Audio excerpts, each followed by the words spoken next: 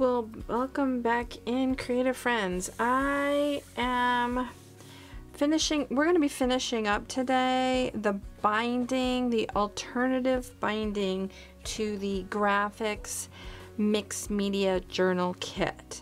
This is the 6x6 size. If you want to see the binding on the 6x9 size, I'll have a link to the Grafix video here for you up in the upper right hand corner. So we did a different binding on the larger size. On this smaller size, the 6x6, we are going to use a tab binding, and that is an alternative to the disc binding that comes with the kit. So I thought that would be fun. If you haven't seen the making of this whole journal, go down below in the description box and I will have the link to the whole playlist for you. So I'm cutting strips for the tab binding, and this is an alternating pattern type of a bind. So we're going to start with a 3 and 2. I don't want to do a 2 and 1 tab because that 1 tab will be kind of wobbly and we don't want that. So what I'm doing is I'm cutting down my strips. They don't have to be perfect, but I like them all to be at least the same, around the same length, around, and I don't even know if this is going to be a good length. This might be too long. We'll see. Because this is pretty thin. Even if we give it a little extra for room to grow, we still aren't going to need a lot of length to it. So a 3 and 1 is where we start with 3 tabs,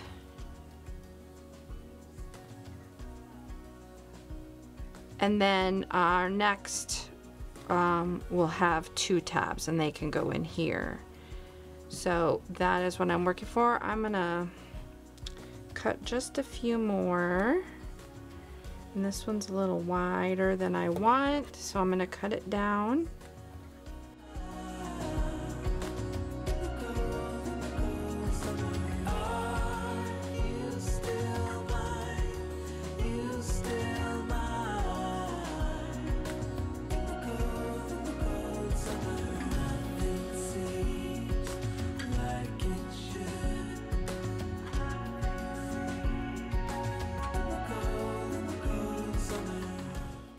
Alright, we're going to start off with that and add more if we need them.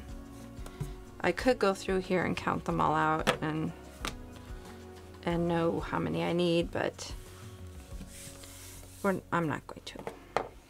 So what we need to do is we need to have an adhesive that will really hold these well onto the pages. In the past I've used the double tack, and that's what I used on the last binding, on the 6x9 binding that I'm going to give you the link for. And this time I'm going to try using the Fabri-Tac and see how it does on things like this Power Wax and stuff we have on here. So you want to have them in the order that you want them, and I think I do. This is that 6x9 page that we folded in half and sewed up. I made a pocket out of it. So I think I already went through these and decided that I liked the way they appeared. Yeah, okay. They are. Okay, and we're including our covers with this. We're binding it as a whole. And I want to start off with these really bright butterfly pieces. And I'm going to get rid of some of these longer threads, but not all of them, because we like to have them showing.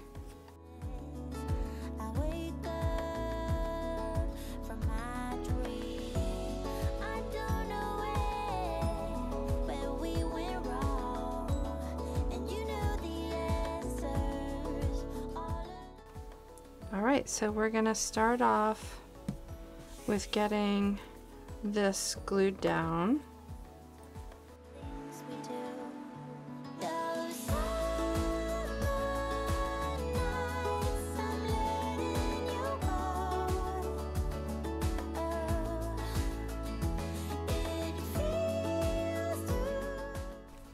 And then we're going to fold this over, and now our next page is going to have 2, and they're going to go in between our other binding.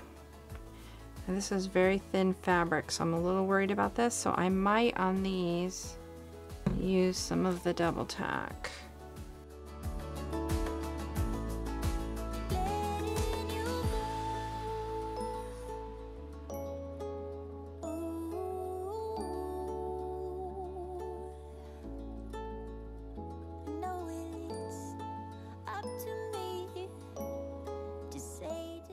Super easy. I love using the double tack on fabric.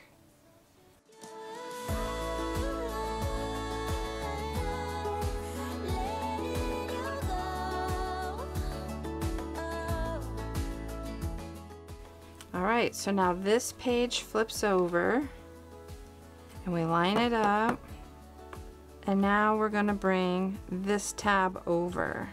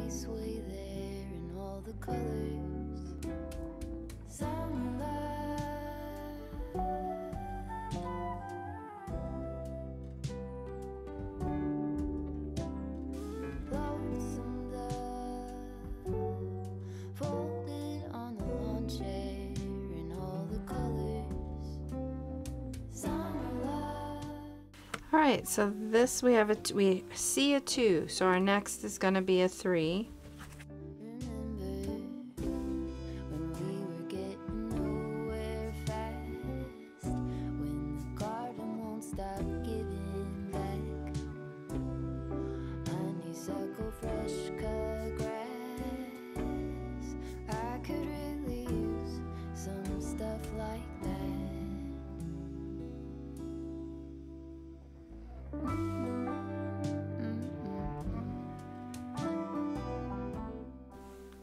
We're going to flip that over.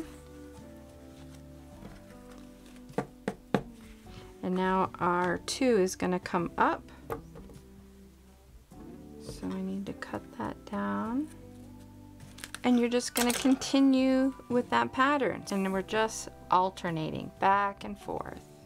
So a good example is my lark piece that I made out of some super unusual large cell cardboard that I came across, and I will link it up above for you. Because we had an even number of pages, so that's pages and covers, an even amount that we were adding the tabs to, we are ending on a 2 tab for the back cover. If we didn't want that, we would have to use an uneven amount of pieces that we were going to have tabs to. Now, while the 2 tab is not as sturdy as a 3 tab, we can tighten it up a great deal to try and get that to be more secure on that final cover. That's sure something I could use.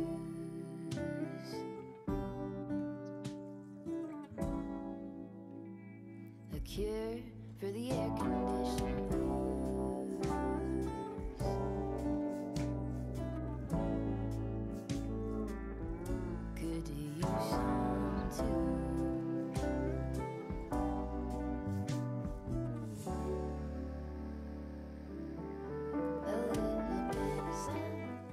and I'm gonna come in a little tighter, even though it's gonna buckle this fabric a little.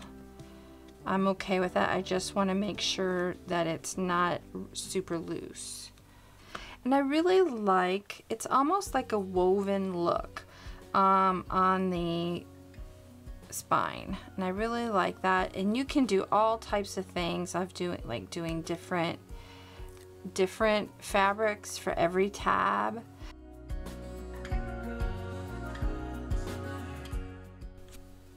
All right, I went and looked at some of my future focals. So these are tidbits that I've put together. Sometimes when I'm watching TV or just need something for my hands to do, I will put together these little bits, I call them. So they're just pieces of paper, little things I find, and try and make a cohesive bit out of it. Some of them I've sewed on. So I found this one initially, but I think the purple is just too light, because then I found this one and I like the darkness, and in this piece back here there's some of this teal, so I thought maybe that could be our focal. And I have some of this in the teal, but I also have some of the fabric that we used for the covers and the binding, and maybe I could layer some up. And then I found I had some of the mono print plate work. I had some of those paper left from that, and I thought maybe we can add some dimension to this and get this on the cover as our focal. So let's see what we can do here. I like how this is peeking through with the gold, and there's gold on here too. It just really goes well.